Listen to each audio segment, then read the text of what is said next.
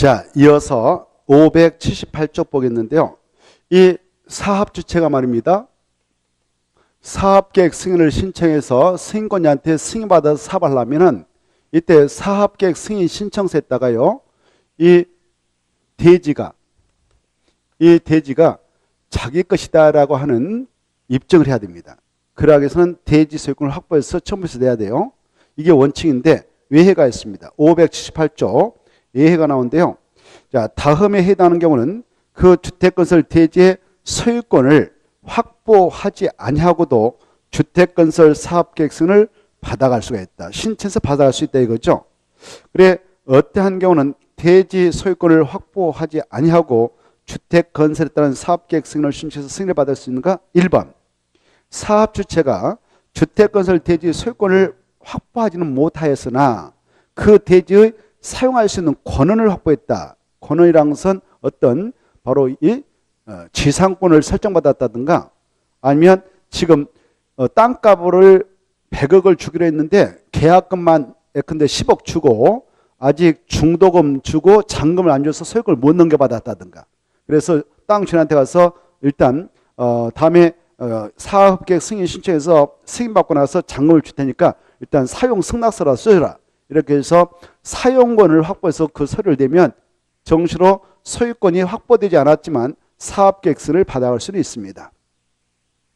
두 번째요, 이 사업을 하는 자가 이자들 때요, 국가, 지방자치단체, 한국토지공사, 지방사 사업을 한다. 그럴 때 이자들은 주택법에서 수용권 인정해요. 그러니까 수용할 수 있는 권리가 있으니까 대지 소유권을 확보하지 않고도 사업계획 승인을 청하면 승인을 받아갈 수 있습니다. 2번, 거기 줄 거 봐요. 4명, 국가, 지방자치단체, 한국토지공사, 지방사, 주택공사 한다. 그때는 그네들에게 아까 수용권 인정된다고 그랬죠. 그때 써보세요. 수용권 인정. 그렇게 썼다면 595페이지 참조 써놨나요? 595. 그래서 한번 가볼까요? 595페이지 손잡고 595페이지 보면 바로 이 1번 주택 건설에 필요한 토지 등을 수용 사용해서 1번 보면 4명에만 수용권 인정해요. 국가, 지방자치단체, 한국토지공사, 지방사회 사업체, 이 4명을 공공사업체라 써보시고, 공공사업체가 무슨 사업할 때만 수용을 인정하느냐? 국민주택 건설, 국민이 중요해요. 국민주택 건설, 또 국민주택을 건설하는 대지를 조성할 때만 바로 그에 필요한 토지라든가 토지에 정착해 있는 물건에 관한 소유권의 권리, 이런 것들을 약자로 토지 등이라 하는데 토지 등을 다 수용 사용할 수 있습니다. 자, 다시 한번 정리하면 누가 사업할 때만 수용할 수 있냐? 국지공. 그런데 무슨 사업할 때만 수용할 수 있냐? 국민주택 건설, 그에 따른 대지 조성 사업할 때만 수용과 강제 사용이 인정된다. 가로 2번을 건너뛰어서 이렇게 이자들이 토지 등을 수용 사용하게 될 때는 법대로 해야 되는데 그때 무슨 법 먼저 정하냐? 이 법. 이 법이 주택법이거든. 주택법을 먼저 적용하되 없으면 무슨 법을 준용하냐? 공치법. 공익사업을 위한 토지 등의 취득 및 보호하는 법률. 자, 이렇게 준용하는 경우에는 공치법을 준용하는 경우 그 말이죠. 준용하는 경우 공치법에 따른 사업 인정을 이 법에 따른 사업계획에서 본다. 이게 중요해요. 자, 여기 보시면 국가, 지방자치단체, 한국토지공사, 지방사인 사업체가 국민주택 건설사업, 그에 따른 대지 조성사업 한다. 그러면 그 자체가 공익사업입니다. 공익사업이기 때문에 일단 수용이 가능해요. 공익사업이니까. 근데 이 공익사업 할 때 수용과 보상 절차는 무슨 법에 규정되냐면 공치법에 규정되어 있어. 공익사업을 위한 토지 등의 취득 및 보호하는 법률. 이거 약자로 공치법이라 한다 그랬죠. 이 공치법에 의해서 수용과 보상 절차를 거치면 됩니다. 공치법에 하면 공익사업을 하게 되는 사업시행자들 수용권을 인정받기 위해서 사업 인정을 국토교통부한테 받도록 되어 있어. 그래서 공치법상 공익사업으로서 사업 인정을 받아야 됐다면 그때 그 사업에 필요한 토지 등의 수용권이 부여됩니다. 부여되는데 이 사업 인정을 받고 나서 주택법상 그 사업의 규모가 30% 30에서 1만 정택 단위라고 해서 또 주택법상 이런 절차 걸쳐가지고 사업계획 승인을 받을 필요 있냐? 아니다. 그냥 사업계획 승인을 받은 걸로 간주해주자 이렇게 하고 있어요. 공지법상 사업인증을 받으면 주택법상 사업계획 승인을 받은 간주한다. 그래서 사업계획 승인을 별도로 받지 않고 사업인증 고시만 들으면 수용을 함과 동시에 바로 사업에 착수할 수 있도록 합니다. 다시 한번 이 공지법상 사업인증을 주택법상 사업계획서로 간주를 해준다는 거. 그리고 나머지는 통과해도 되겠고 다시 앞으로 가시면 578페이지로 다시 가셔서 3번이 또 중요합니다. 3번. 이 국토의 계획 및 이용에 관한 법률에 따라 지금 이런 사업을 하려고 한대요. 주택법상 이런 사업을 하려고 하는데 사업계획서를 받아 하려고 하는데 그 사업장이 지금 어디냐? 이겁니다.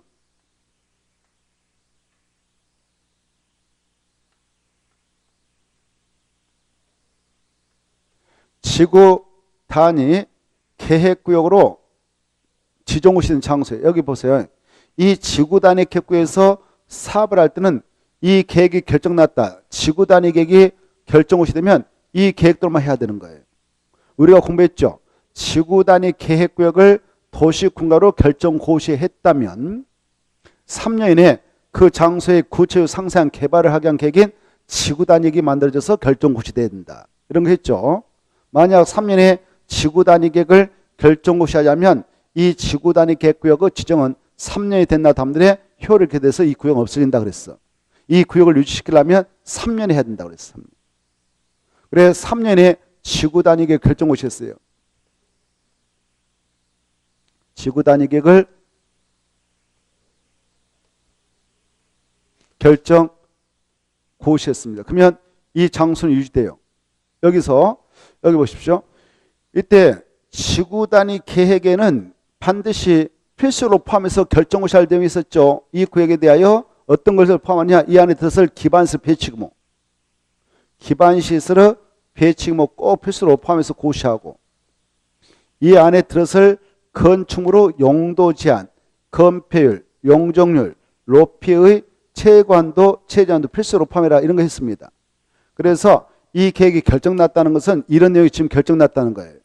결정났는데 여기서 지금 아파트, 이 건축물 용도가 아파트를 건설하는 사업이라고 하죠. 그래 아파트를 건설하기 지금 결정났다고 가정해봐. 그래서 이 지구 단위 계획에 따라 주택을 건설을 하려고 한다라고 하는 사업자에서는 굳이 이 사업을 여기서 천세대를 하려고 하는 사업처였다면 이 안에 있는 대지 소유권 100% 확보할 필요가 없어요.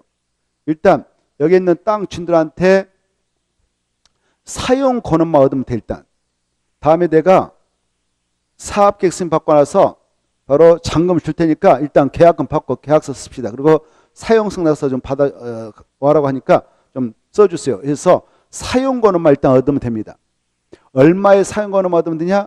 80%. 80% 사용 권한인 사용승낙서 받아서 이 사업체가 이 안에서 사업을 하는 사업체가 사업계획서를 신청해요. 여기 봐보세요. 사업계획서를 신청하면 승인권자가 저 장소에서는 바로 승인을 내주는 거예요. 승인을 내주면 사업 주체는 사업을 착수할 수 있는데 이때 여기에 땅값을 많이 원하면서 사용승낙서 써주지 않는 자도 있어. 그런 자들과 어떻게 할 것이냐? 반대파 사용 권한을 확보하지 못한 대지 그 안에 건축물당 건축물 이런 소유권을 어떻게 할 것이냐? 그것들은 이거하고 내보낼 수 있다 이렇게 하고 있어요. 매도 청구. 뭐예요? 매도 청구. 아까 얼마 이상 사용권은 확보해서 사업계획 승인 시하면 승인 내줘버린다고 그랬어요? 80%. 80% 이상 사용권을 확보해서 승인 시했더니 승인 내줬어요. 그러면 승인을 받았던 그 사업 주체는 이 안에서 사업하는 사업 주체는 사용권을 확보하지 못한 자에게 뭐 할 수 있다? 매도 청구할 수 있어. 매도 청구. 이때 매도 청구할 때 말입니다. 여기 보세요.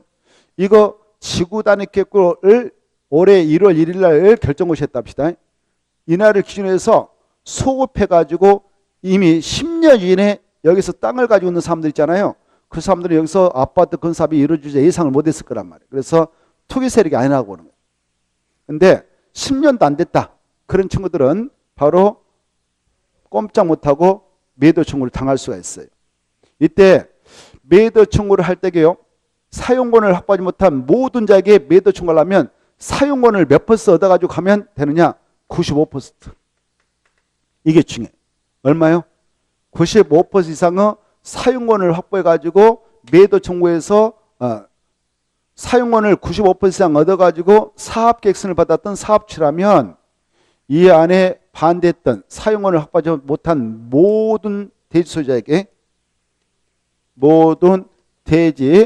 소유자에게 매도 청구할 수 있습니다. 시가로 팔고 나가세요라고.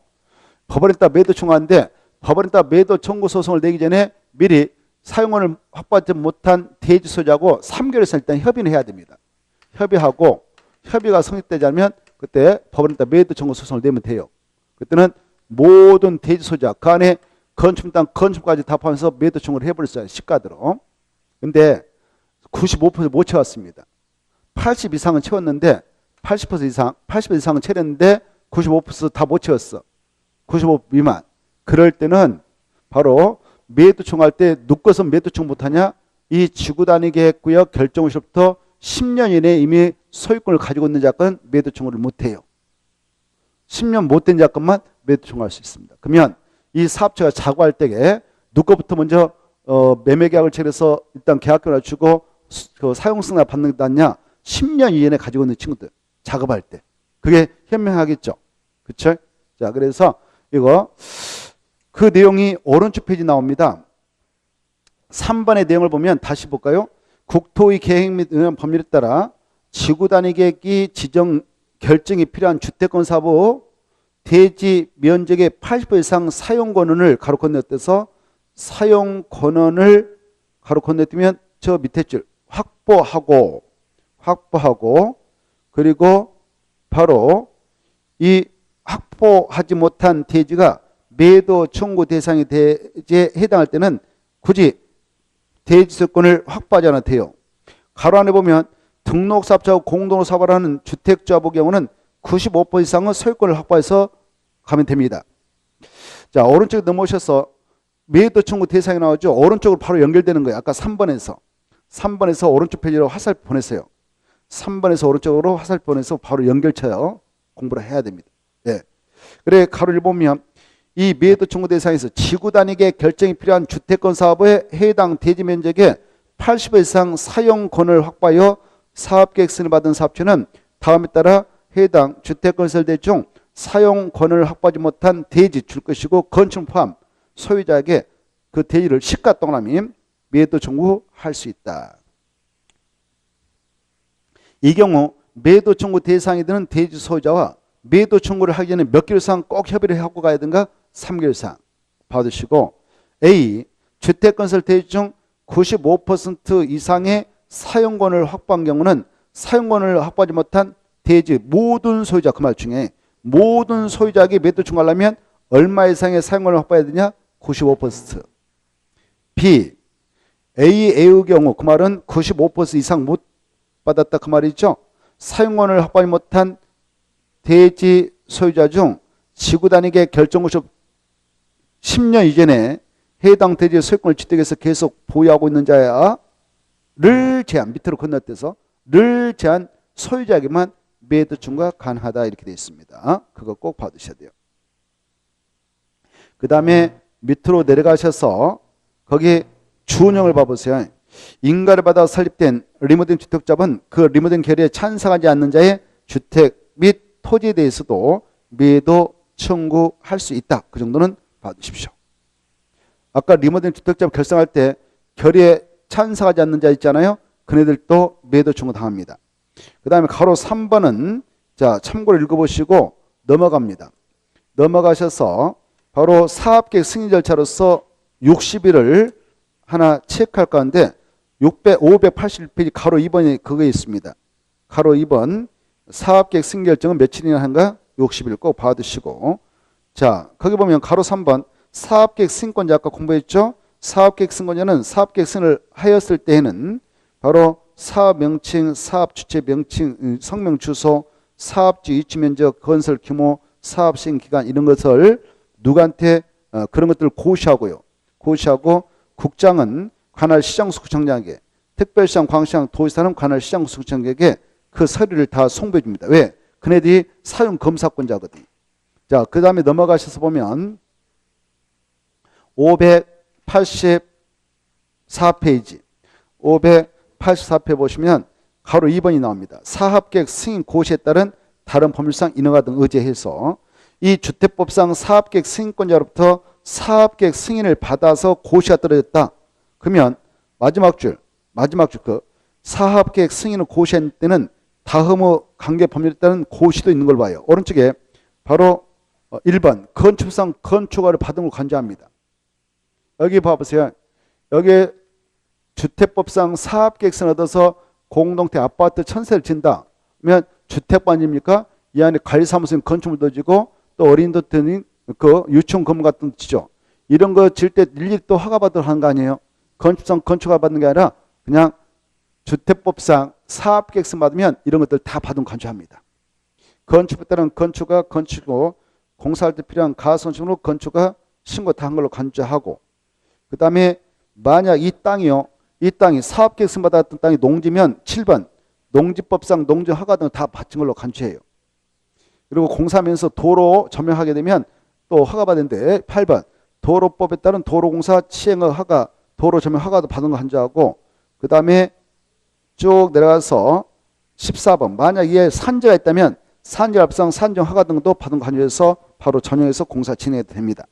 그 정도 보시고 넘어가서 보시면 586페이지 사업계획 승인 취소가 나오죠. 사업계획 승인 취소를 보면 이건 좀 관심 있게 체크를 해둬야겠는데 아까 말씀드렸습니다. 사업계획 승인권자는 다음에 해당하는 경우 사업계획 승인을 취소할 수 있다. 다만 2번, 3번에 해당하는 경우는 주택 분양본이 된 사업은 취소할 수 있는 거 아니다. 이렇게 돼 있죠. 자, 1번 사업주가 사업계획 승인을 받은 후 5년 이내 공사를 착수하지 않았다. 단 공고별로 사업할 때 최초 공고 외의 두 번째 공고 경우는 최초 공고 착공 신고로부터 2년의 공사를 시작하지 않아도 사업계획 승인을 취소할 수 있는 것은 아니다. 중에 취소할 수 없다고 그랬죠. 아까 이 공고 2년 들어야 된다. 안 들었다 해도 취소할 수는 없다고 그랬습니다. 2번 사업주가 경매 공매 등으로 대리소송을 상실했다. 그러면 사업계획 승인을 취소할 수 있죠. 사업 주체 부도파손 공사를 불가능할 때도 역시 사업계획 승인을 취소할 수 있다. 근데 2번과 3번의 경우 경매 공매로 대지소권 상실 부도파손으로 공사료가 불가능할 때도 주택 분양 보증이 된 사업은 일단 취소하는 거 아니에요. 주택 분양 보증이 된 건이니까 취소 안 하고 다른 절차를 통해서 진행을 할 수 있습니다. 그 다음에 오른쪽 넘어오셔서 587페이지 여기 있는 것은 할 게 없고 쭉 넘어가면 588페이지 하나만 봅시다. 588페이지 감리 가로 1번과 2번을 묶어서 자, 이 감독관인 감리자층을 누가 하냐? 사업계획 승인권자가 합니다. 사업계획 승인권자가 주택건설 사업계획 승인을 승인하였을 때는 시장구수 구청장이 또 리모델링 허가를 했을 때에는 바로 박스 안에 있는 그런 감리자들을 보냅니다. 그런 것은 이제 참고용이 시험에 안 나오고 중요한 것은 가로 2번 때문에 보고 있어요. 가로 2번 보면 사업체가 국가, 지방자치, 한국도정사, 지방공사다. 그리고 건축법에 따라 감리, 공사감리를 하고 있는 도시정산할택이다. 이런 건에 대해서는 바로 공사감리를 지정하지 아니한다. 그 말 중에. 자, 여기요. 여기에 국가가 지방자치단체가 한국도정사, 지방공사 이네들 공공사업체라고 그랬죠. 공공사업체가 사업을 하게 되는 사업장은 이 사업계획 승인권자와 같은 공적 주체인데 그 감독관을 지정하지 않아요. 감리자를. 또 건축법상 공사감리자가 지정되어서 도시형생활택을 건설하고 있는 사업장도 감리자를 지정하지 않습니다. 그래 지정하지 않고 누가 사업을 할 때만 이 공사감리를 지정하냐요. 등록사 민간업자. 자, 그게 중요하고요. 근데 시험에서 어떻게 나왔냐면은 공사감리자를 지정하지 아니한다 그 말 대신에 공사감리자를 지정하여야 한다 이렇게 나왔어요. 그럼 틀리겠습니다. 지정하지 않습니다. 마지막 에 셋째 줄 지정하지 아니한다 그 말 중에요. 그 다음에 나머지는 볼 거 없고 넘어가서 보시면 591페이지가 나오죠. 591페이지 보시면 자 사용검사 파트는 중요합니다. 사용 검사 파트는 중요하다. 이 주택법상 공사가 다 완료되면 주택 대지 사용을 하게 될 때 바로 사용검사를 신청합니다. 이때 사용검사 신청자가 일단 공사를 진행했던 사업체가 신청해서 받아갑니다. 이때 누구한테 가서 사용검사를 받느냐? 아까 했죠. 다 관할 시장수 구청장. 이때 시장수 구청장이라는 것은 앞에 특별자치장 특별자도사 숨어있다고 그랬어요. 그래서 특별자치장 특별자도사 시장수 구청장한테 사용검사 왔는데 여기 아까 국국이 여기 보세요. 국가하고 한국토지공사는 누구한테 아까 사업계획서 받았냐? 국토교통부장한테 받았죠. 사용검사도 국장한테 받습니다. 국토교통부장한테 사업계획서를 받아가서 사업을 끝냈다는 자는 국토교통부장한테 사용검사 받고 나머지는 관할 시장수 구청장한테 사용검사를 받는다. 넘어가셔서 보면 2번 이 공구별 사용검사 동별 사용검사 다 가능해요. 아까 109, 209 나눠서 사업을 진행했다면 109가 공사 완료됐다 그러면 109만 사용검사 신청해서 받아갈 수 있고 더 나가서 동별로도 공사 끝나면 동별로도 사용검사 받아갈 수 있다는 것 중요합니다. 그 다음에 밑으로 내려가셔서 가로 2번 사용검사 예외적 신청이 있죠. 이 사업 주체에 문제가 발생했다 그러면 바로 시공을 보전자가 잔여공사 끝내고 그자가 사용검사를 신청해서 받아갈 수 있고요. 시공 보증자가 부도 파산나서 없어졌다든가 애당초 없었다면 입주 예정자가 시공자 선정해서 잔여공사 끝낸 다음에 그자가 바로 사용검사를 받아갑니다. 동그라미 1번은 꼭 읽어두세요. 동그라미 1번 바로 입주 예정자 대표가 시공자 선정해서 잔여공사를 시공하고 차공을 받는다. 이 정도만 보시고 그 다음에 2번을 건너뛰어서 마지막 줄 동그라미 1 사업 주체가 사업 공사 다 완료됐는데 정당한 이유 없이 사용검사를 위한 절차를 이행하지 않으면 누가 또 사용검사를 신청해서 받아갈 수 있냐? 해당 주택의 시공 보증한 자, 시공자, 입주 예정자가 사용검사를 받아갈 수 있어요. 그 정도 보시고 오른쪽 넘어오셔서 2번 사용검사 절차. 사용검사권자는 바로 사용검사를 내주게 될 때 그 신청으로부터 며칠 내에 해야 되냐? 15일. 이 수치는 중요합니다. 그 다음에 사용검사 효력에서 사업주체 입주 예정자는 사용검사를 받으러 가면 그 건설된 주택 대지를 사용하거나 사용할 수 없는데 외해가 있습니다. 임시 사용 승인을 받았다면 사용이 가능하다 이거죠. 그러면 임시 사용 승인은 어떻게 그 대상이 되는가? 4번에 그 내용이 나오죠. 임시 사용 승인을 얻고자 하는 자는 바로 동별로 거기다 줄 거예요. 주택건설사업경우는 건축물로 한 동, 두 동, 동별로 공사 완료된 때 임시 사용 승인 시청해서 승인받아서 사용할 수 있고요. 대지 조성사업은 1구역, 2구역 나눠가지고 공사가 진행됐다면 구역별로 공사 완료될 때 임시 사용 승인을 신청해서 받아갈 수 있으며 가로 2번의 마지막 인자 중요해요. 임시 사용 승인 대상이 공동태일 때는 세대별로 그 말 중요해요. 세대별로. 공동태 아파트 101동에 200세대가 들어왔다. 그때 200세대 한 동이 다 끝나기 전이라도 세대별로 공사가 끝나면 세대별로 임시 사용 승인을 할 수가 있다가 중요합니다. 있다가 중요합니다. 있다. 없다면 틀리고 있다. 이게 중요해요. 그 다음에 바로 자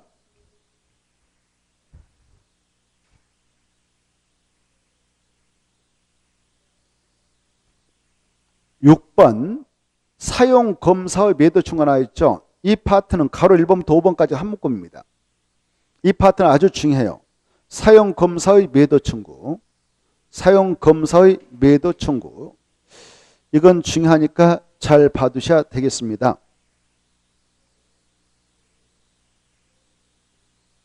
자, 거기 보면 1번 이 주택 복리스러 소유자들은 주택단지 전체 대지에 속한 일부 토지에 대한 소유권 이의등기 말소 소송에 따라 바로 사용검사 이후에 해당 토지 소유권을 회복한 자, 이 자를 약조를 실소유자인데 실소유자에게 해당 토를 시가동함이 매도할 것을 청구할 수 있습니다.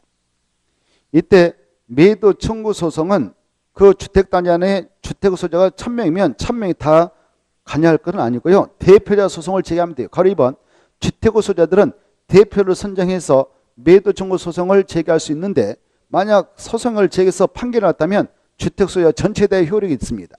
이 경우 대표자는 주택소유자 4분의 3, 주택소유자 전체 4분의 3 이상의 동의서를 얻어서 선정이 돼야 대표성을 인정받는다는 거. 가로 3번 해당 매도 청구를 하려는 경우에는 해당 토지 면적이 주택단지 전체 대지 면적의 100분의 5 미만이어야 됩니다. 매도 청구를 하려는 경우 해당 토지 면적이 주택단지 전체 대지 면적의 5% 미만이면 가능하다. 가로 4번 매도 청구 의사표시는 실소유자가 그 토지 소유권을 해보고 나부터 2년에 실소유자가 송달 조치를 해야 되고 만약 주택 소유자들이 매도 청구 소송해가지고 들어왔던 비용이 있다면 그 비용은 바로 사업주택의 구상을 다 할 수 있습니다. 이해가 되나요? 자, 이렇게 주택 건설을 주택법 따라 했던 자가 A라는 사업체예요. A라는 사업체가 이거 1000세대 아파트를 건설해서 분양하고 나갔다 합시다. 분양하고 나왔어요. 그래서 여기 도로 있고 이렇게 있는데 도로 있는데 여기에 갑이란 사람이 여기 30년 전에 여기다 땅을 사놓고 밭 같은 거 하나 사놓고 애국에 갔다 왔어요. 와서 보니까 자기가 소유권을 넘겨준 사실이 없는데 넘어가지고 아파트가 건설돼 있어요. 그때 이 등기란 것은 토지등기사항 증명서 건축물에 대한 건물등기사항 증명서 여기에 등재되어 있는 등기는 공신력이 인정됩니까? 추정력만 인정됩니까? 등기는 공신력이 인정돼요? 추정력만 있어요? 추정력만 있죠. 공신력 없어요. 그래서 진짜 소유자가 나타나서 그거 내 거인데 이게 누가 장난쳐가 넘어갔습니다. 소유권이. 그래서 그걸 바로 소명해서 입증하면 실소유자가 권리를 다시 회복하게 됩니다. 그때 자기의 아까 이 사람이 30년에 여기 땅 사놓고 갔던 사람이 갑이다. 갑인데 바로 자기가 소유권 너구한테 양도 한 적이 전혀 없는데 넘어가 버렸다. 그래서 아파트 건설되다 가면 그 갑이라는 사람이 그 사실을 소명해서 소송을 제기하면 돼. 자기 명의로 됐던 것이 이렇게 넘어갔다 있죠. 넘어가고 이렇게 넘어갔다. 그러면은 바로 말소송을 제기해가지고 소유권 이 등기는 잘못됐으니까 바로 말소해 주세요라고 소송해서 승소하면 말소가 됩니다. 그래서 다시 넘어온단 말이에요. 이때 이렇게 회복했던 자를 실소유하고 근데 이 사업체가 여기 지금 1000세대 주택 소유한테 분양하고 가버렸단 말이에요. 1000명한테. 근데 이 주택 소유자들은 이 대지단 지분이 있을 거 아니에요. 땅 지분으로서. 그렇죠? 그때 여기에 이 실소유자가 소송을 해서 승소해가지고 와서 권리를 행사한다. 그러면 불편함 이만이면 아니겠죠. 그래서 이자가 회복했던 땅의 면적, 그 토지 면적이 이 대지 전체 면적의 5% 미만밖에 안 된다. 그러면 미안하지만 너 팔고 나가라라고 할 수 있다 이겁니다. 팔고 나가라. 이렇게. 그렇게 하고자 할 때는 이자가 소송해서 소유권의 회복한 날부터 2년의 그 의사표시를 해야 돼. 이 주택 소유자들이. 2년. 그리고 주택 소유자 다 나설 수는 없죠. 그래서 대표성을 제기하는데 이 주택 소유자 1000명 중 4분의 3, 750명의 동의서 얻어서 내가 대표자로 인정됐습니다. 라고 해서 소송을 제기하면 돼. 그래서 대표성을 해서 승소하면 그 판결력은 여기에 있는 주택 소유자 모두에게 다 효력을 미칩니다. 그리고 만약 이때 매도 청구 소송할 때는 이거 시가대로만 이거 팔고 나가라지 그자가 부른 값, 그자가 과거에 샀던 값도 아니고 공시가도 아닙니다. 자, 그 정도를 봐두시면 되겠어요. 가장 중요한 것은 이 사용검사 후 매도 청구를 인정받기 위해서는 이 실소유자가 회복했던 토지 면적이 전체 이 주택단지 안의 대지 면적의 얼마 미만일 때만 바로 매도 청구를 인정하느냐? 5% 미만. 이 숫자가 키포인트예요. 몇 퍼센트 미만일 때만요? 5%. 그것이 가로 3번 나와 있죠? 3번이 가장 키포인트입니다. 자, 그 정도 보시고 넘어갑니다. 넘어가시면 어디가 나오냐? 596페이지가 나올 거예요. 596페이지 보면 4번이 있을 건데요. 국민택을 건설 공부하는 사업체를 보호하기 위해서 이 규정을 두고 있습니다. 국민택을 건설 공부하는 사업체는 주택건설 사업, 대지 조성 사업을 시행할 때 필요한 경우 관할 등기소 그 밖의 관계행정기관의장에게 여러 가지 서류의 무료 열람과 등사 또 등본, 교본의 청구를 무료로 할 수 있습니다. 그 다음에 5번도 이번 코스에 봅시다. 채비지 우선 매각해가지고 이 채비는 도시개발법상 도시개발 사업을 환제 방식으로 시행하게 될 때 시행자가 사업비용이 충당하기 위해서 종전토지소에게 일정한 비율로 받아는 땅이죠. 이런 채비를 가지고 있는 이 사업자, 그걸 어떤 용지로 쓰겠다라는 사업 주체가 등장하면 그 자에게 우선 매각을 할 수 있는가? 국민주택 용지, 이게 핵심이에요. 사업 주체가 국민주택 용지로 사용하기 위하여 도시개발 사업 시행자에게 채비의 매각을 요구한 경우 그 도시개발 사업 시행자는 경쟁 입찰 방법에 따라 채비의 총 면적의 50%에서 이를 채비를 우선적으로 그 군택을 건설해 보겠다라는 사업체에 매각할 수 있습니다. 다만 매각을 요구하는 사업자가 하나일 때는 수의계약에 의해서 팔 수도 있고요. 오른쪽 밑에 보면은 사업 주체가 환지계획 수립 전에 채비지 매각을 요구하면 바로 그 도시개발 사업 시행자는 사업 측에 매각할 채비를 환지계획에서 하나의 단위로 딱 정해서 예쁘게 넘겨주고요. 그 다음에 오른쪽 2번 채비지 양도가격이 키포인트인데요. 이때 이 군택 용지로 사업체계 매각을 하고자 할 때 채비 양도 가격은 어떻게 결정나는가? 거기 감정가격을 기준한다, 그 말 중에 감정가격. 감정평가자가 감정평가에서 확정한 감정가격을 기준한다. 감정가격이다. 채비지 양도 가격은 그따 줄 것이고 채비지 양도 가격은 감정가격을 기준한다, 그따 줄 것이에요. 다만 85종 이하인 임대택 건설과 60종 이하인 군택 건설을 할 때는 조성원가를 기준할 수 있다. 이게 중요해요. 외가 조성원가, 조성원가 밑에 있다 외해, 감정가격 있다 원칙을 써놓으세요. 그래 채비지 양도 가격은 원칙은 감정가격을 기준해서 처리하고요. 외주로 조성원가만 받고 팔아도 되는데 군택 그 경우는 60종 이하짜리 그리고 임대택은 85종 이하짜리 이런 용지로 쓰겠다. 채비를 그럴 때는 조성원가를 기준해서 매각해도 됩니다. 그 다음에 국공지 우선 매각을 체크하겠습니다. 가로 1번과 2번이 한 묶음입니다. 가로 1번과 2번을 동시에 묶어서 알아주십시오. 자, 거기 보시면 1번 국가가 가지고 있는 땅, 국가가 가지고 있는 땅 이걸 국유라죠. 국유. 국가가 가지고 있는 땅 국유랍니다. 지방자치단체가 가지고 있는 땅, 지방자치단체가 가지고 있는 땅은 공유지라 합니다. 그래 국가가 됐든 지방자치단체가 됐든 자기들이 소유한 이 토지를 매각한다. 그때는 무턱대고 사겠다는 사람한테 팔면 부정수수가 있어요. 그래서 바로 이것은 경쟁 입찰 방법을 통해서 매각하게 되는데요. 경쟁 입찰. 그런데 특례를 두고 있어요. 이 땅을 이런 용도로 좀 쓰겠습니다. 라고 하는 사업체가 나오면 주택법상 주택을 건설하는 사업체가 나타나면 그자에게는 와서 받아가세요라고 수익양 형식으로 매각해도 돼요. 어떤 사업체에게는 이렇게 그자에게 우선 매각과 임대를 법에서 허용하느냐? 이거지겠다. 조합주택. 또 조합주택을 지겠다. 그리고 국민주택 규모 주택을 지겠다. 국민주택 규모. 국민주택이 아니라 국민주택 규모 주택. 국민주택 규모의 주택을 짓다. 이건 서민주택이 완전히.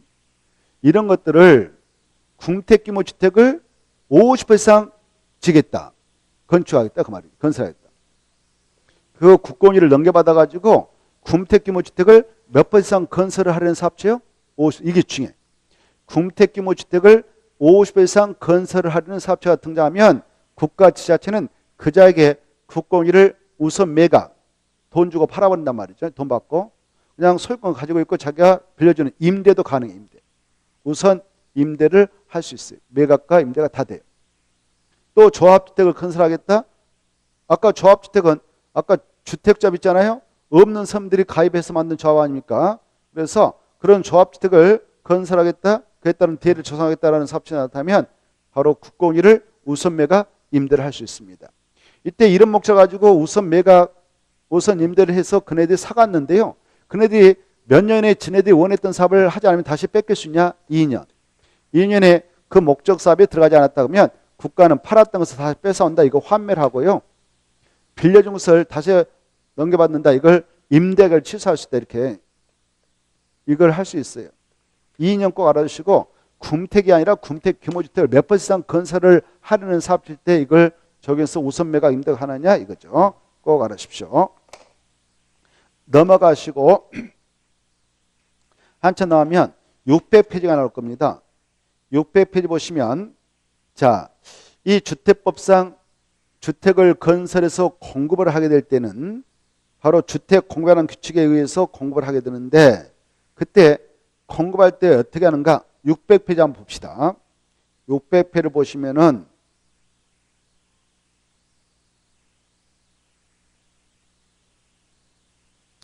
박스 안으로 들어가 보세요. 600페이지 박스 안에 들어가서 보시면 1번 이 사업 주체는 입주자를 모집할 때 시장, 군수, 구청한테 입주자 모집 승인을 받아서 입주자를 모집해야 됩니다. 여기서 알아볼 거 입주자를 모집할 때 누구한테 가서 승인받은가? 시장, 군수, 구청장. 입주자 모집 승인권자예요. 근데요. 공리시설 입주자 여러분 이 아파트 단지 상가 건물 있잖아요. 상가 건물이라든가 유치원 건물 있죠. 이런 것은 복리스라고 그래. 이런 복리스로 입주자인 소유자를 모집할 때는 신고만 하면 됩니다. 입주자 모집 신고하면 돼. 가로 안에 복리시설의 경우는 뭐만 하면 된다고? 신고. 찾았나요? 그래? 이해하셨어요? 입주자 모집 좀 합치겠습니다. 신고서만 되는데. 근데 주택의 입주자 모집한다. 여기 공동택 입주자를 모집할 때는 입주자 모집 승인을 받아야 돼요.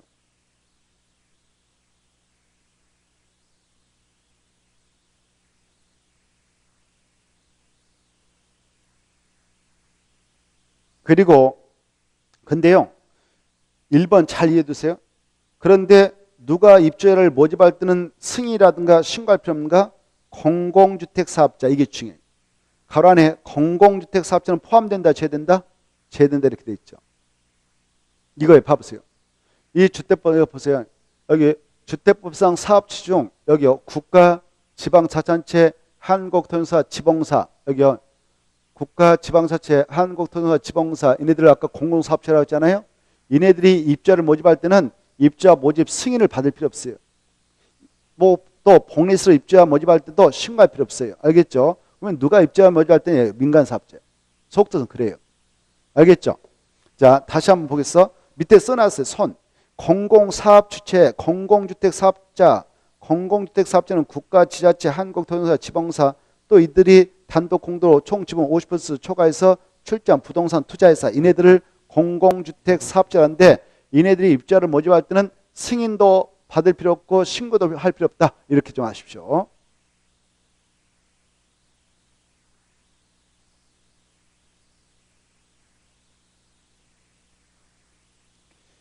자, 그 다음에 밑으로 내려가셔서 나번은 좀 읽어두셔야 돼요. 2번에 나번. 사업체가 건설한 주택을 공급받을 때 어떻게 하느냐. 국토교통부를 정하는 바에 따라 벽지, 바닥재, 주방용구, 조명기구 등을 제한 부분의 가격을 따로 제시하고 이를 입주자가 선택할 수 있도록 해야 합니다. 주택을 공급할 때는 이 규정을 준수해야 됩니다.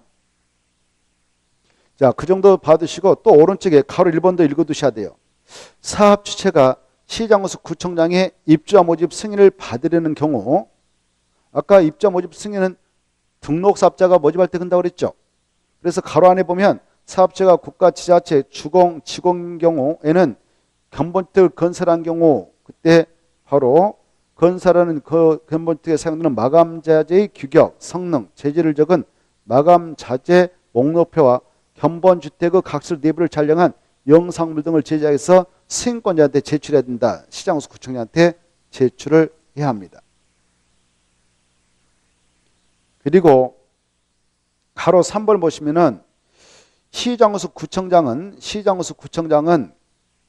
마감 자재 목록표와 영상 등을 사용 검사가 있은 날부터 몇 년 이상 보관해야 되고 입주자가 열람을 요구하면 열람케 해줘야 되냐? 2년 이상. 가로 4번도 좀 읽어두실 필요가 있어요. 사업체가 마감자재 생산업체의 부도 등으로 제품 품귀 등의 부득이한 사유로 인하여 사업계획 승인 또는 마감자재 목록표 마감자재와 다르게 마감자재를 거기다 체크해요. 사업계획 승인에 또 마감자재 목록표의 마감자재와 다르게 동그라미 다르게 마감자재를 시공 설치하려는 경우에는 당초 마감자재와 같은 질 거기다 중요해요. 당초의 마감자재와 같은 질 이상이에요, 이하예요? 이상, 이 말 중에. 그래, 당초 마감자재와 같은 질 이상으로 설치해야 할 의무가 있습니다. 그리고 사업체가 이렇게 마감자재 목록표의 자재와 다른 마감자재를 시공 설치하려는 경우에는 그 사실을 꼭 입지 예정자에게 알려야 합니다. 이상, 그 말 중요하고요. 넘어가시죠. 넘어가서 보시면은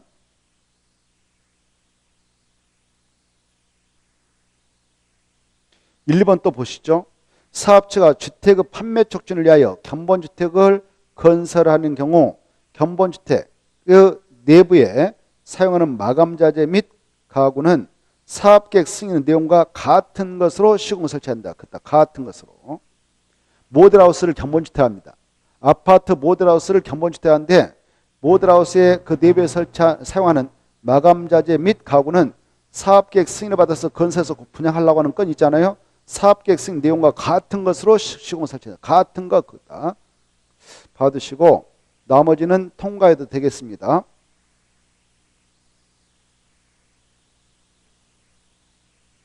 그 다음에 오른쪽으로 넘어오시면 603페이지 603페이지 보면은 자, 그 주택의 분양가격 제한이 나옵니다. 1번 사업 주체가 일반인에게 공급하는 공동택 중 다음에 해당하는 지역에서 공급하는 주택의 경우는 바로 이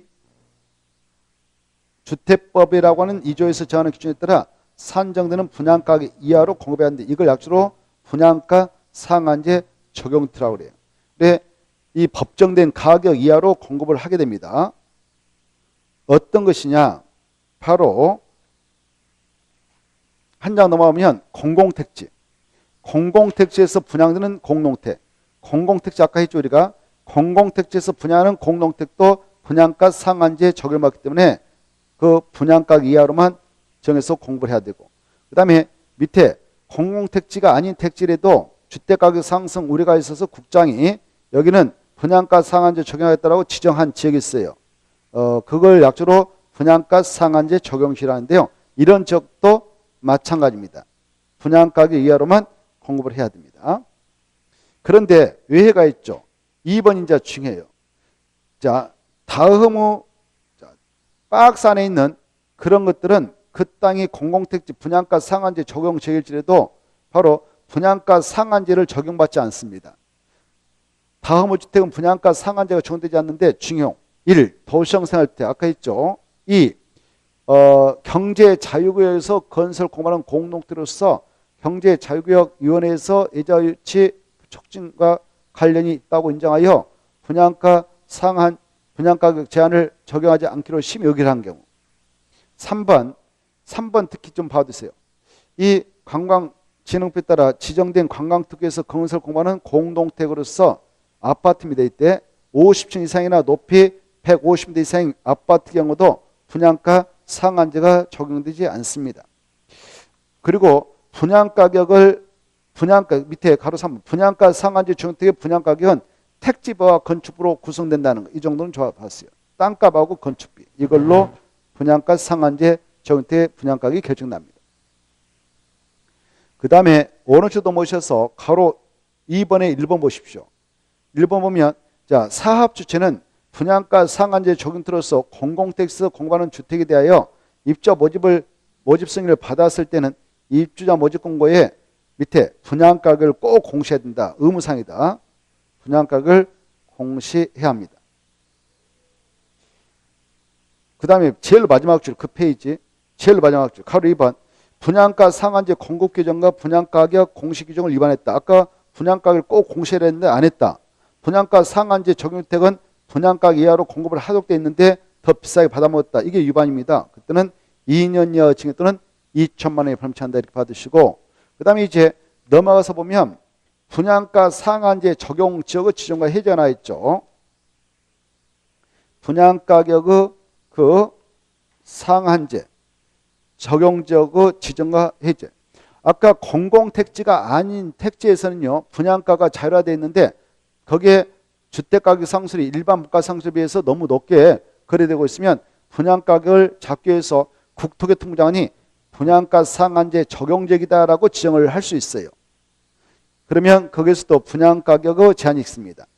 자, 여기서 알아둘 것은 분양가 상한제 적용적의 지정과 해제는 누가 하느냐? 국토교통부 장관이 한다는 거. 그 정도 봐주세요. 국토교통부 장관이 하는데요. 그때 마지막 박스에 보면 분양가 상한제 적용률로 지정할 수 있다 그 말 있죠. 다음의 기준을 충족하는 지역에 대해서는 그거 보면 다음의 기준 충족하는 지역에 대해서는 바로 분양가 상한제 적용률로 지정할 수 있다 이렇게 되는데 1번, 2번, 3번 이것은 뭐 시간 나면 읽어보시고 뭐 가볍게 그냥 체크만 하면 되겠네요. 이런 지역에다 분양가 상한제 적용 지역을 지정할 수 있습니다. 그 다음에 오른쪽 넘어오셔서 이 가로 4번 분양가 심사위원회를 설치해서 운영하는 경우가 있어요. 1번 누가 운영하느냐? 시장군수 구청장입니다. 분양가 상한제 분양가 공시에 관한 사항을 심의하기 위해서 사업계획 승인 신청이 있으면 그날부터 20일 내에 분양가 심사위원회를 꼭 설치해서 운영해야 된다. 다만 사업체가 국지공이다 그럴 때는 그 해당 기관장이 분양가 상한제 심사위원회를 설치해서 운영하면 됩니다. 넘어가시고 투기과열지구는 가볍게 그냥 자, 세 가지만 체크하고 넘어가겠는데 이 투기과열지구는 주택법에 따라 지정되는 장소로서 주택법상 누가 이 투기과열지구를 지정하냐? 국토교통부장관하고 시도사입니다. 거기 가로 1번에 나오는데요. 국토교통부장관 또는 시도사는 주택가격 안정을 위해서 필요하면 밑에 투기과열지구로 지정하나 이를 해제할 수 있습니다. 어떤 지역을 대상으로 지정하냐? 박스 안에 나와요. 투기과열지구 지정 기준이 있는데 1번, 2번, 3번, 4번 이런 지역에다 지정할 수 있습니다. 그리고 마지막을 보시면 자 마지막 봐보세요.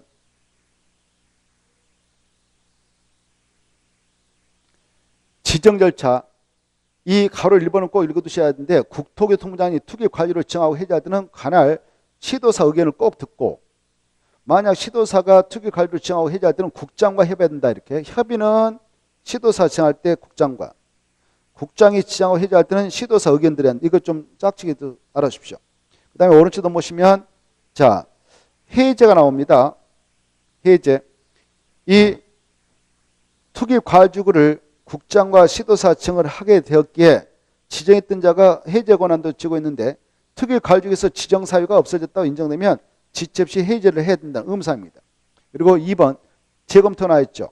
국토교통부장은 몇 년마다 투기과열로 지정된 지역별로 해당 지역 주택가격 안정 여건 변화를 고려해서 투기과열지구 지정의 유지를 재검토해서 재검토 결과 지정 해제가 필요하면 해제하고 공고해야 하든가 1년마다 이거 받으십시오. 그리고 나머지 통과해도 되겠고 넘어가서 보면 4번을 꼭 알아주십시오. 4번 이 투기과열지구를 지정한 이유는 여기에 있습니다. 투기과열지구를 지정한 이유는 주택가격 안정을 도모하기 위해서 그 안에서 신규 주택에 대한 분양권 입주로 선정된 지위를 분양권 합니다. 분양권의 전매를 가하기 위해서 제한합니다. 그때 전매 제한이 어떻게 되냐? 이게 중요한데요. 자, 거기 보면 투기과열지구에서 건설 공급되는 입주로 선정된 지위 전매 제한권은 해당 주택의 입주로 선정된 날부터 그게 중요해요. 해당 주택의 입주로 선정된 날부터 해당 주택 가로 건너뛰어서 해당 주택에 대한 소유권 이전 등기까지 기간 동안 전매를 못합니다. 근데 사업 주체의 사업증이 있어가지고 입주로 선정된 날부터 5년이 지날 때까지 소유권 이익을 안 해주고 있다. 그러면 5년 초과하면 바로 전매 제한 기간은 5년으로 끝나요. 그래 전매 제한 기간은 길어봐야 5년이죠. 입주로 선정된 날부터. 이때 손도 좀 읽어두셔야 돼요. 투기과열지구로 지정되면 투기과열지구의 기존 주택을 포함한 주택은 전매 행위가 제한되지 않고 신규 주택만 입주로 선정된 지위에 한해서 전매 행위가 제한됩니다. 신규주택의 입주로 선된 취. 입주로 선된 취를 우리는 흔히 분양권이라고 그래요. 그런데 이제 소유권을 넘겨받았다. 그러면 분양권 하지 않고 소유권이라고 하죠. 소유권. 그 다음에 조정 대상적의 지정과 해지를 보겠습니다. 이 조정 대상적은 국토교통부 장관이 지정을 합니다. 그거 하나 봐주세요. 국토교통부 장관은 박스 안에 있는 지역을 대상으로 해서 바로 조정 대상적이다라고 정할 수 있는데 이 조정 대상적은 어디다 정하느냐? 바로 박스 안에 조정 대상 지정 기준이 있을 거예요. 1번, 2번. 과열지역, 위축지역. 이 조정 대상적 이렇게 두 가지 나눠서 정합니다. 두 가지로. 어떤 장소에다가 바로 과열지역이라고 정하느냐? 위에 있는 박스 보면 주택가격, 청약 경쟁률, 분양권 전매량, 주택 보급률 등을 고려했을 때 주택 분양 등이 과열되어 있거나 과열될 우려가 있으면 과열지역이다라고 정하고 그러면 위축되어 있다. 그런 것들이 위축되어 있거나 위축될 우려가 있으면 위축지역이다라고 구분해서 정해요. 두 가지로 구분해서 정합니다. 조정 대상적은 과열지역과 위축지역을 정하는데 이때 과열지역은 다시 세 가지의 요건을 그 세 가지 지역을 설정해 놨어요. 이런 지역이면 지정할 수 있다. 이게 출제가 유력시 되는데요. 직전부터 소급하여 3개월간 주택가격 상승률이 통기간 물가 상승률의 1.3배를 초과한 지역으로서 주택 공급이 있었던 직전 2개월간 해당 지역에서 공급되는 주택의 청약률이 5대 1을 초과하거나 군택규모 주택 청약 경쟁률이 10대를 초과한 지역. 그리고 직전부터 소급하여 3개월간의 분양권 전매 거래량이 전년도기 대비 30% 이상 상승한 지역.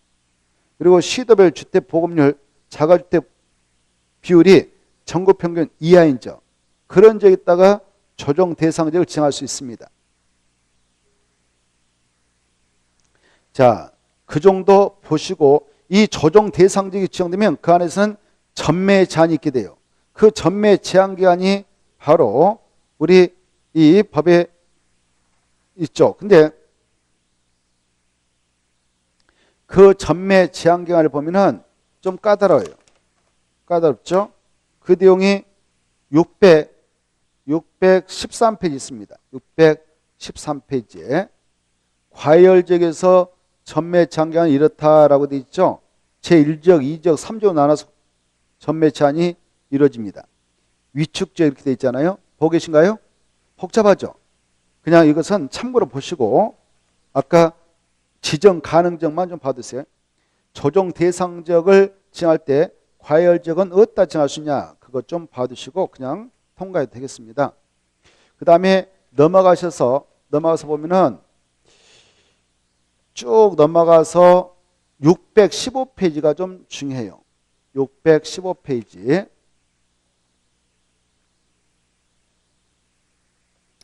615페이지 보면은 전매 제한을 받고 있는 입주권이 됐던 주택이 됐던 박스 안에 있는 7가지 사유가 발생하면 전매 제한이 해지됩니다. 전매 제한이 풀립니다. 그래서 팔고 나가도 돼요. 그것이 중요한데요. 근데 그걸 공급했던 사업체한테 동의를 받아야 돼요. 그래야 전매 제한을 적용받지 않습니다. 박스에 보면 나와 있죠. 이 주택을 공급받은 자의 생업상 사정 등으로 전매가 불가피하다고 인정되는 경우로서 다음 7가지에 해당되어 사업체한테 동의를 받았다면 전매 제한을 적용하지 아니한다. 이 7가지 사유가 시험에 잘 나오니까 중요해서 자주 봐두실 필요가 있습니다. 먼저 세대원이 엄마, 아빠, 딸, 아들이 같은 세대원이 아빠가 세대주고 이 세대주를 포함해서 바로 세대원 4명 다 근무상 생업상 사정이 발생했다. 질병 치료자, 취약자, 결혼차, 세대원 전원이 다른 광역시, 특별자치, 특별자도 시군으로 이전한다, 이사간다 그 말입니다. 그럴 때는 그 사유 소명에서 사업자한테 동의받으면 전매하고 나가도 돼요. 근데 1번의 사유로 이사갈 때는 수도권으로 이전할 때 안 돼요. 서울특별시, 인천시, 경기도로 이전한다. 그때는 전매를 허용하지 않습니다. 수도권으로 이전한 경우를 제한 나머지 지역으로 이사를 가야 돼요. 그 다음에 2번 상속으로 취득한 주택으로 세대원 전원에 대해 체크해요. 1번도 전원, 1번도 전원이란 말 찾아서 체크하고요. 2번도 전원, 3번도 전원. 이 말이 중요해요. 세대원 전원이 해외로 이사 간다 그 말이죠. 이주 간다. 세대원 전원이 2년 이상 해외에 체류한다. 이혼으로 입주로 선된 지인 입주권, 주택의 소유권을 배우자한테 이전한다. 그리고 바로 6번 보겠는데요. 분양가 상한제 적용택의 소유자가 국가, 지자체, 금융기관에 대한 채무를 이행하지 못해서 그 분양가 상한제 적용택이 경매 공무로 넘어가 버렸습니다. 그때는 그걸 넘겨받게 될 때는 허용된다 그 말이죠. 자, 7번 입주로 선된 지 입주권, 주택의 소유권 일부를 그 배우자에 증여한다. 배우자한테 무상증여, 분양받을 때 남편 명의로 받았는데 배우자가 바로 자기 이름까지 같이 2분의 1씩 공유 지분을 갖게 해주라고 해서 등기해 줍니다. 그때 증여차 그렇게 할 때는 배우자한테 되는 거예요. 가로 4번 전매 주택의 우선 매입. 만약 박스 안에 있는 사유가 인정돼 가지고 전매를 할 수 있게 됐어. 그랬을 때게 바로 그 주택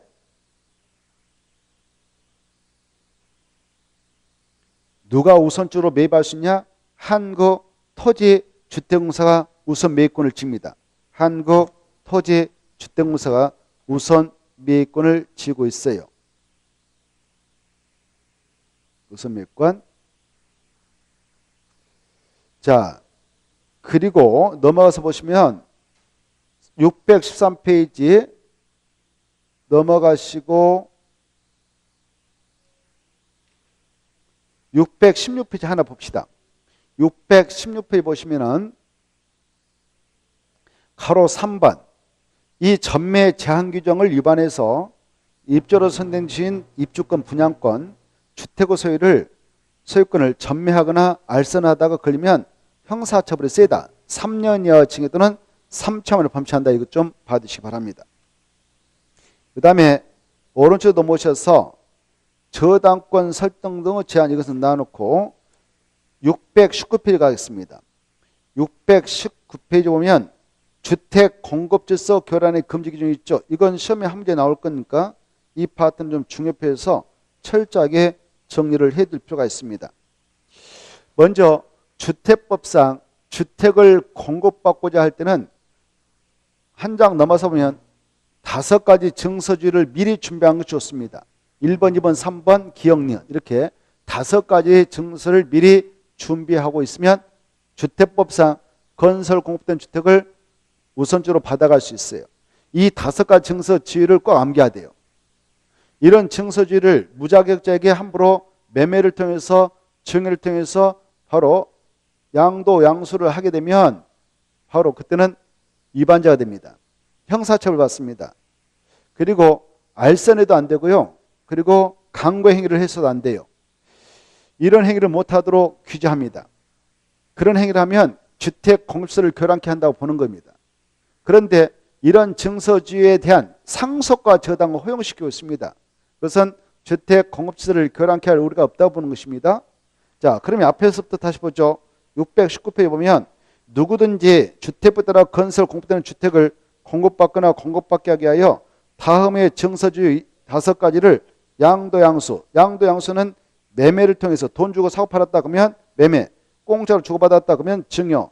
이런 것을 해서는 아니 되고 그것다 체크해. 매매, 증여, 밑에 알선, 밑에 강고, 밑에 마지막에 하여서는 아니 되며 그만 다 체크해.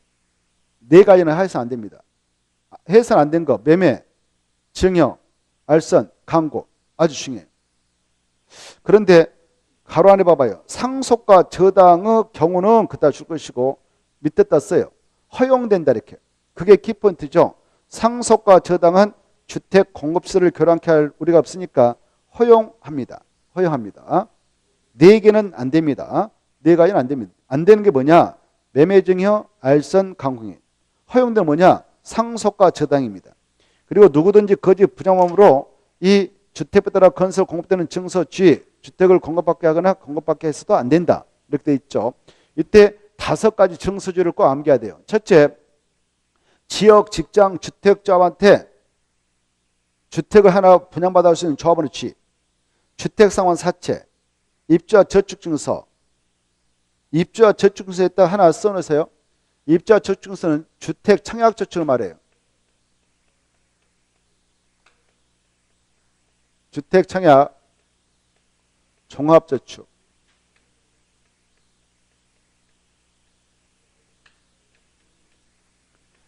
그래, 이 입주와 저축증서인 주택 청약 종합저축서, 그리고 4번의 기업 시장군수 구청에 발행한 무허가 건물 확인서, 건물 철거 예정증명서, 건물 철거항서, 공공사업 시행으로 인한 이주대책의 주택을 공부할 수 있는 이주대책 대상 확인서, 이런 증서지를 가지고 있으면 주택법에 따라 건설 공급되는 주택을 분양받아 할 수 있는데, 이런 증서지는 아까 3가지 해서는 안 된다. 4가지. 매매, 증여, 알선, 강공이. 이런 거 해도 된다. 뭐 상속과 저당. 꼭 알아십시오. 하지 말라고 했는데 했다 그러면 위반이 되죠. 위반 효력이 가로 1번, 2번, 3번, 4번, 5번까지 한 문건. 5번까지. 첫째, 그 아까 주택을 공급할 수 있는 지인은 무효로 할 수 있고, 공급계약을 체결했다면 취소할 수 있습니다. 공급계약은 취소할 수 있다. 지인은 무효로 할 수 있다. 이렇게 받으시고, 그 다음에 2번. 이 사업체가 위반한 자에게 받았던 돈을 다시 지급해버립니다. 그러면 지급한 날에 그 주택을 사업체가 취득하고 간주해버리죠. 이걸 환매라고 그러죠.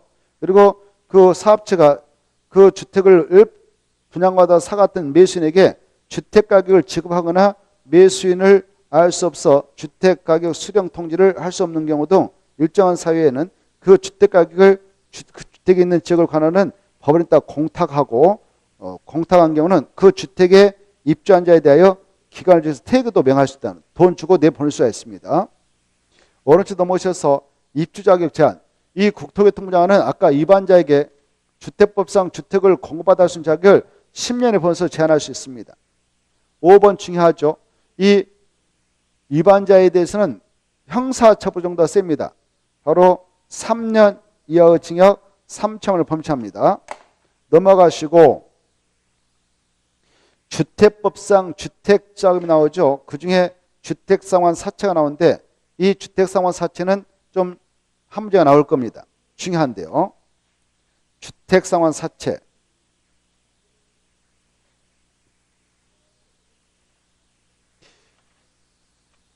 이건 지난 코스에 우리가 자세히 살펴봤죠. 그래서 가볍게 중요한 거 체크하고 가겠는데, 먼저 주택법상 주택상환 사채는 누가 발행권자인가? 2명. 한국토지등사하고 일정한 요건을 갖춘 등록사업자가 발행한다. 이 자들이 주택을 건설해서 상환해 줬다는 그런 사채로서 주택상환 사채를 발행할 때에 이 등록사업자는 일정한 요건을 갖출 때만 발행이 허용되는데요. 일단 박스 안에 있는 요건을 갖춰야 돼요. 바로 법인일 것, 자본금 5억 원 이상 있을 것, 그리고 최근 3년간 주택건설적 연평균 300호 이상이 될 것, 그리고 박스 위로 올라가서 그리고 금융기관이라든가 주택도시보증공사에 가서 보증을 받았을 때 한해서만 등록사업자는 주택상환사채를 발행할 수 있다. 그러나 한국토지주택공사는 보증을 받지 않고 발행을 합니다. 동그라미 2번. 이 주택상환사채를 발행하게 될 때는 발행계획서 작성해서 누구한테 가서 승인받아야 발행할 수 있냐? 국토교통부 장관이다. 가로 2번. 주택상환사채를 발행할 때는 기명주권을 발행한다. 여러분이 이 주택상환사채를 사가면 발행자가 증권 만들어주고 이름까지 기재해 주죠. 이걸 기명주권합니다. 우리가 도시개발법상 토지상환채권도 기명주권, 주택상환사채도 기명주권. 이게 상환이 나오면 기명주권 발행한다 이렇게 하세요. 토지상환채권, 주택상환사채 상환하면 기명주권만 됩니다. 그리고 액면가가 3억이면 3억 다 받고 팔아도 되고, 할인 방법을 통해서 팔아도 돼요. 나머지 통과하고, 그 다음에 624페이지 상환기간이 중요합니다. 이 주택상환사채를 발행해서 매각했던 아까 발행자들은 몇 년에 주택을 건설해서 갚아줘야 되는가? 3년. 그래서 상환기간은 3년 초과할 수 없다. 그리고 밑으로 가셔서 5번. 등록사업자가 우리에게 이 주택상환사채를 발행하고 나서 등록이 말소돼 버렸습니다. 말소된 경우 말소율액은 이미 발행했던 사채, 주택상환사채는 영향을 미친다, 미치지 않는다? 미치지 않기 때문에 그것은 책임져야 됩니다. 그 다음에 박스 안에 들어가서 이 세 가지 경우에는 주택상환사채의 양도가 중도해약이 가능해요. 그런데 이 세 가지 사유가 없으면 주택상환사채는 중도에 해약할 수 없고 이를 양도할 수도 없습니다.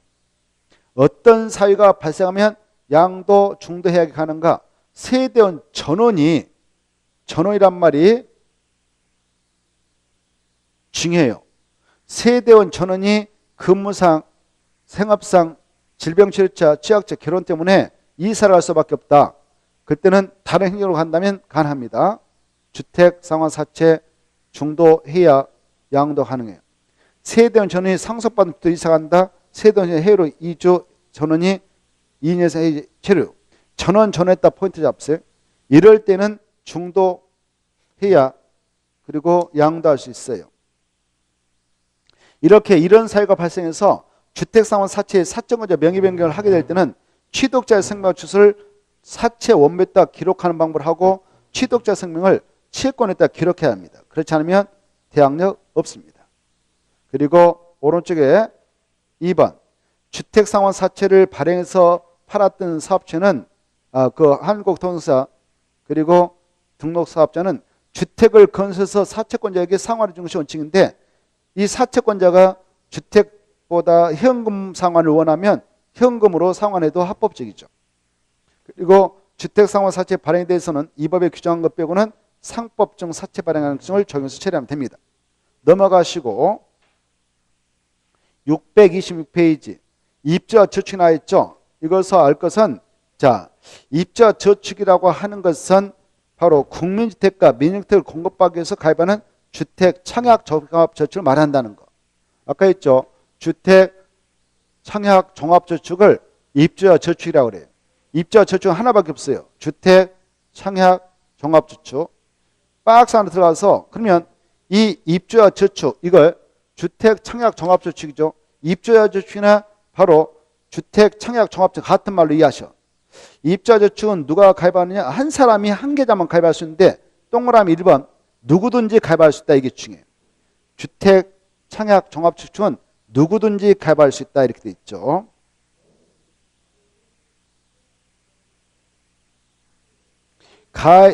납입 기간은 가입한 날부터 입주로 선정 날까지다. 그런데 말이죠. 3번 주택 청약 종합저축의 월 납입금은 2만 원 이상 50만 원 이하로 한정해서 낼 수 있어요.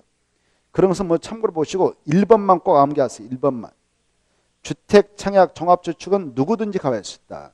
그자가 유주택자든 무주택자든 성년자든 미성년자든 그리고 세대주든 세대주가 아닌 자든 다 가입할 수 있습니다. 그 다음에 627페이지 리모델링 나와 있죠. 이 리모델링은 기본계획을 수립할 때 누가 수립하냐면은 특별시장, 광역시장, 대도시장이 자기 관할에 대하여 수립해 나가는데 10년 단위 수립하고 5년마다 타당성 검토를 하게 되는데요. 이때 수립 절차상 바로 넘어가서 보면 동그란 1번 이 특별시장, 광역시장, 대도시장은 리모델링 기본계획 수립 변경하면 14일 이상 주민에 공람시키고 지방의회 의견을 듣게 될 때 지방의회는 며칠의 의견 제시하면 되냐? 30일 이 정도를 봐두십시오. 나머지는 통과해도 되겠습니다. 쭉 넘어가서 보시면 한참 넘어가 보세요. 한참 넘어가면 633페이지 나오죠. 633페이지 찾나요? 이 리모델링 할 때는 리모델링 허가를 신청한다고 했죠. 리모델링 허가를 신청하는데 허가권자가 누구냐면은 시장수 구청장이에요. 시장, 군수, 구청장. 이자한테 허가를 신청할 때요. A인축 페이지 봐보세요.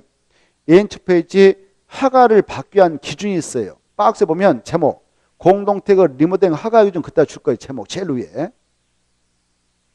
그때 허가를 받기 위해서는 동의서가 중요해. 동의를 해가지고 가, 나, 다를 묶어봐요. 가나다 위에. 이때 가를 보면 이 리모델링을 추진할 수 있는 세력이 입주자, 사용자, 관리주체에서도 추진할 수 있어. 그때는 얼마의 동의서 필요하냐? 입주자 전체 동의를 받아야 된다. 그때 체크해요. 입주자 전체 동의를 받아야 된다. 이건 쉽지 않겠죠. 한 명이라도 반대하면 이거 할 수 없는 거예요. 두 번째, 다음번을 봐봐요. 입주자 대표 측에서도 추진할 수 있어요. 입주자 대표 측에서 추진할 때는 또 주택단지 소유자 전원의 동의를 받는다. 그것도 한번 체크해요. 주택단지 소유자 전원의 동의를 받는다. 전원에 또 한번 체크해요. 한 명이라도 반대하면 추진 못하겠죠. 그래 힘듭니다. 그런데 그래서 나 한번 봐봐요. 그래서 리모델링 주택잡을 만들어서 합니다. 리모델링 주택잡이 이 리모델링 허가를 받기 위해서는 어떤 게 되냐. 다음 사항이 적혀있는 결의서에다가 줄 거예요. 이제 주택단지 전체를 리모델링할 때는 주택단지 전체 구분수자 및 의결권은 각 75% 동의와 각 동별 구분수자 및 의결권은 각 50% 동의를 받으면 되고, 밑에 줄 그 한 동만 리모델링할 때는 그 동의 구분수자 및 의결권은 각 75% 동의를 받아서 허가 시하면 허가 내주겠다 이겁니다. 이 정도는 봐두시기 바랍니다. 그리고 넘어가셔서 오른쪽 보시면 633페이지 첫 번째 줄 동의 철회 제한. 이 리모델링 할 때 동의한 소유자가 있습니다. 그런데 이 허가 신청서를 리모델링 허가 신청서 시장소 구청장한테 제출하기 전까지는 서면으로 동의를 철회할 수 있다 이렇게 하십시오. 그런데 허가 신청서를 시장소 구청장에 제출한 후에는 더 이상 동의를 철회할 수 없다. 이거 철회하려면 허가 신청서, 리모델링 허가 신청서가 시장소 구청장한테 제출되기 전에 철회해야 되고, 제출을 해버린 후에는 바로 철회 못합니다. 넘어가셔서 한참 넘어가면은 농지법이 나올 거예요. 농지법을 640페이지 펴놓고 쉬었다가 살펴보도록 하겠습니다.